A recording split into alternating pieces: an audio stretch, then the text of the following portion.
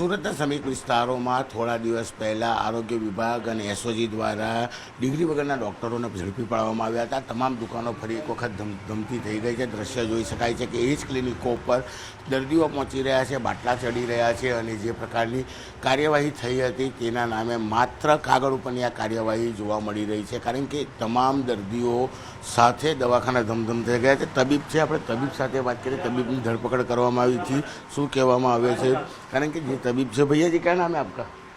Bridge बानपाल। थोड़े दिन पहले आपके एरिया में एसओजी ने कार्यवाही की, क्लिनिक बंद करवाई थी, फिर शुरू हो गई? हाँ सर, मैंने ईएच का इलेक्ट्रोमेपैथी का है मेरे पास डिग्री, ईएच का डिग्री है मेरे पास, पर मेरे पास बाटल की परमिशन नहीं है सर। आप तो बोतल चढ़ा रहे हैं। हाँ सर, मैं गुनाह मानता, मेरा गलती है।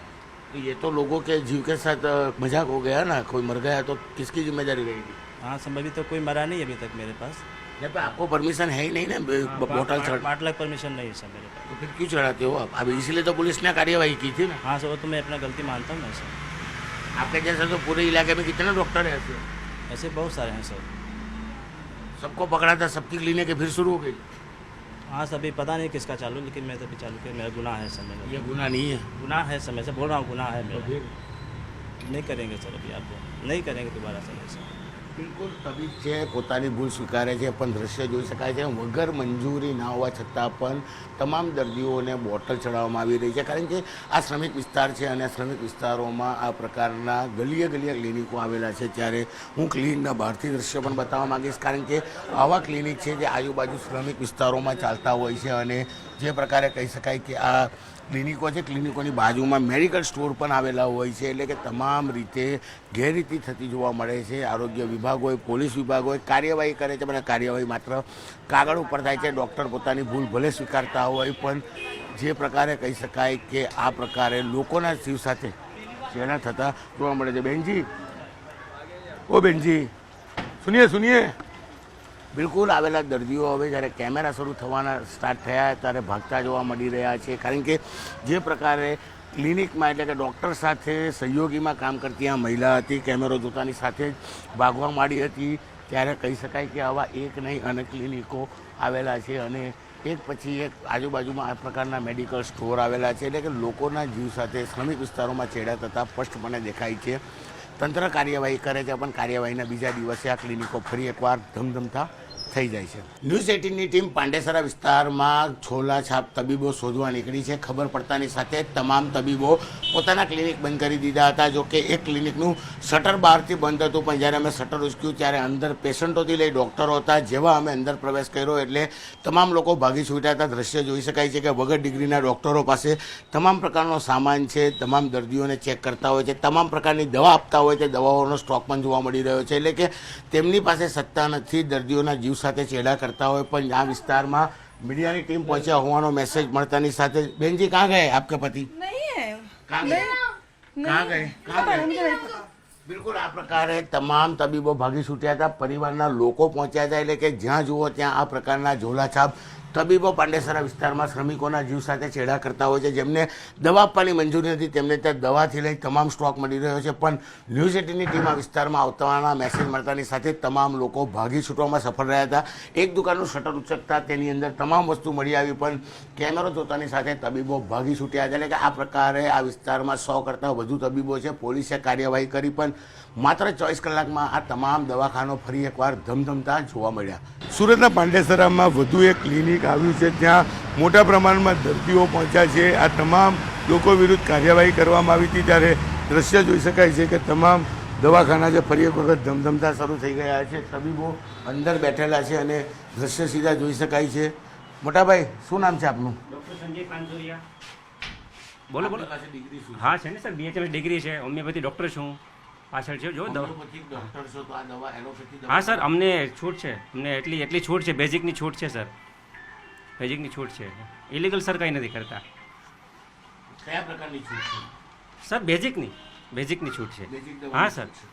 બેઝિક દવામાં શું આવે સર? એ સર અમને કાઉન્સિલમાંથી જે કીધું એ પ્રમાણે જ અમે કરીએ છીએ. હા સર, એ કાઉન્સિલ કયા પ્રકારની છૂટ આપવામાં આવે? સર બેઝિકની છૂટ છે. ઓપીડી બેઝ પર અમે પ્રેક્ટિસ કરી શકીએ છીએ સર, એનો કંઈ વાંધો નથી કંઈ. બિલકુલ તંત્ર દ્વારા કહી શકાય બેઝિક દવાઓની છૂટ આપવામાં આવી છે. જે પ્રકારના તબીબ છે તબીબને ક્લિનિક પર પહોંચાય છે અને આયુર્વેદિક સાથે હોમિયોપેથિક દવાઓ પણ આપવામાં આવતી હોય છે. એટલે કે જે વિસ્તાર છે એ વિસ્તારમાં તમામ ડૉક્ટરોની એક જ ડિગ્રી છે. શું ડિગ્રી છે આપની? સર મારી BHMS છે પણ BAMS ડિગ્રી છે. BHMS છે સર. ઓકે. આ ડિગ્રી છે પણ કહી શકાય એલોપેથી દવા સાથે બાટલા ચડાવતા બી ઘણા તબીબો જોવા મળ્યા હતા. ત્યારે ચોક્કસ કહી શકાય કે આ વિસ્તારમાં ઘણી જગ્યા પર કાર્યવાહી થઈ હતી. કાર્યવાહી બાદ ક્લિનિકો શરૂ થયા છે. તો કેટલાક ડૉક્ટરોને મેડિકલ એસોસિએશન તરફથી જે છૂટ આપવામાં આવી છે એ છૂટ સાથે દવા વેચતા પણ જોવા મળ્યા છે. તો પता है कि ये डॉक्टर को बाटला चढ़ाने की मंजूरी नहीं है. क्या नाम है आपका? नहीं पता है। आपका नाम क्या है? प्रदीप कुमार यादव। प्रदीप जी. क्या नाम है भैया आपका? बिट्टू कुमार। बिट्टू कुमार जी, ये जो डॉक्टर है उससे वैसे बाटला नहीं चढ़ाने का, उनको परमिशन नहीं है, पता है आपको? वो मालूम नहीं। બિલકુલ દર્દીઓને ખબર નથી પણ બાટલા ચડાવે છે. હા હા, અમારું કાઉન્સિલનો લેટર છે સર, બરાબર આ એક પેપરનો લેટર છે. હા સર, ભલે સર. તમારી ડિગ્રી વાળા બીજા ડોક્ટરો મને મળ્યા છે આગળ, એ એમ કહે છે કે અમારી ભૂલ છે, મને આ બાટલા ચડાવવાની સત્તા નથી. મને એટલું જાણવું છે કે આ બાટલા ચડાવવાની મંજૂરી સર ઇમરજન્સીમાં અમે ચડાવી શકીએ છીએ એવું પેલું નથી સર. એટલે ઇમરજન્સી કોને સર કહેવાય? એટલે એવું છે જો આ સરને વાયરસ ઇમરજન્સી કોને હા કહેવાય? સર ઇમરજન્સી મેડિકલ ભાષામાં મેડિકલ ભાષામાં એવું છે સર કે જ્યારે પેશન્ટને જરૂર હોય ને સર ત્યારે અમે એને આપી શકીએ છીએ, આવી ફ્લૂઇડ આપી શકીએ છીએ સર, એવું એટલે છે. તમે કહો છો કે તમારી જે ડિગ્રી છે કઈ હા ડિગ્રી છે? BHMSમાં સર અમે આપી શકીએ છીએ સર. સર અમે ઇમરજન્સીમાં મંજૂરી છે, ઇમરજન્સીમાં અમે આપી શકીએ છીએ. અમારી કાઉન્સિલનો સર લેટર છે, એમાં સર છે હોમિયોપેથી કાઉન્સિલમાં છે સર. તમે હોમિયોપેથિક છો કે એલોપેથી ડોક્ટર છે? પહેલા એ કહો. હોમિયોપેથિક ડોક્ટર છું. તો એલોપેથી દવાઓ બી તમારે ત્યાં છે? હા સર એ તો એટલે હોમિયોપેથિક ડોક્ટર એલોપેથી દવા આપી શકે? હોમિયોપેથિક ડોક્ટર એલોપેથિક દવા આપી શકે? મને એ જવાબ આપો ખાલી. બિલકુલ તબીબને જ્યારે સવાલ પૂછવામાં આવ્યા છે ત્યારે તબીબ પાસે જવાબ નથી. હોમિયોપેથિક ડૉક્ટર એલોપેથી દવા આપે છે, બાટલા ચડાવી રહ્યા છે અને બાટલા પણ એ રીતે અંદરની રૂમમાં ચડાવવામાં પડદો ચડાવવા મૂકવામાં આવે કે જેથી કોઈને ખબર ના પડે.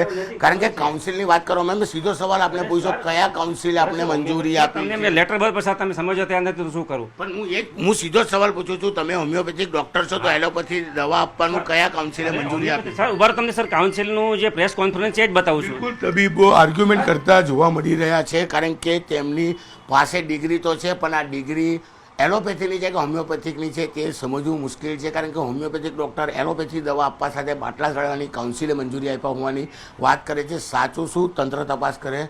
તો આ પ્રકારના ઘણા બધા તબીબો આ વિસ્તારમાંથી લોકોના શિવ સાથે ચેડા કરતા જોવા મળશે. કેમેરામેન ભરત બ્રહ્મભટ્ટ સાથે કીર્તેશ પટેલ, ન્યૂઝ 18 ગુજરાતી, સુરત.